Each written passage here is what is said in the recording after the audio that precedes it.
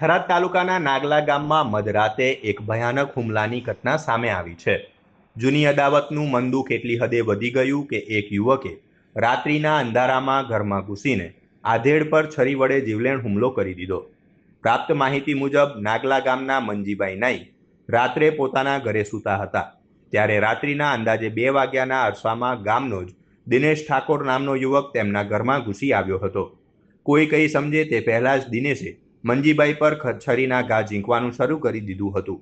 હુમલા દરમિયાન મંજીભાઈની ચીસાચીસ સાંભળી પરિવારજનો જાગી ગયા હતા, જેના કારણે વધુ જાનહાનિ ટળી હતી।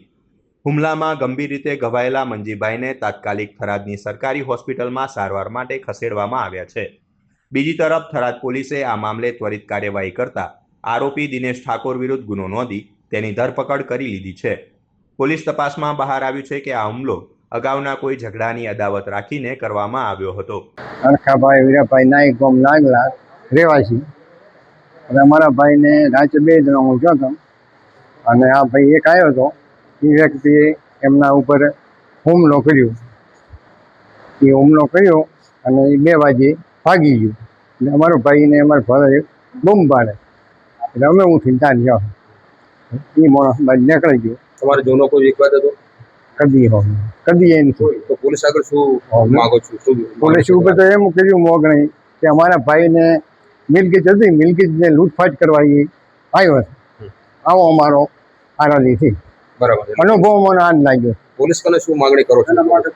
એટલે પછી આ પોલીસ કને એ જ મોગણી કરી કે આની કારાવારી થવી જોઈએ, ફૂલ કારાવારી કહું હા એટલી જ। અમે રાતે મધરાતે 2 સૂતા હતા, 10 વાગે સુઈ ગયા એટલે રાતે મધરાતે 2 વાગે આવીને મને ચકુના ઘા માર્યા।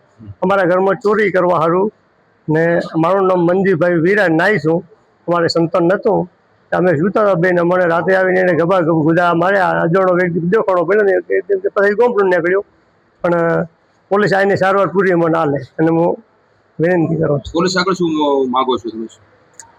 એને કાઢી સજા થવી જોઈએ, એને બીજું તો શું હવે એને છૂટવાનું એવી। હા, તમને એકને વગાડ્યું, બીજા કોને વાગ્યું છે?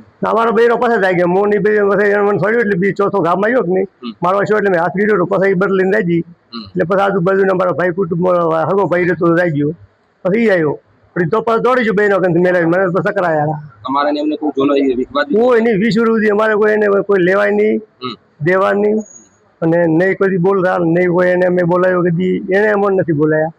તો આ ચોરીને ઈલાજે મને માર્યો એવો કરાય। પોલીસ ફરિયાદ થઈ ગઈ? તમારે ફરિયાદ થઈ ગઈ, પકડાઈ ગયો।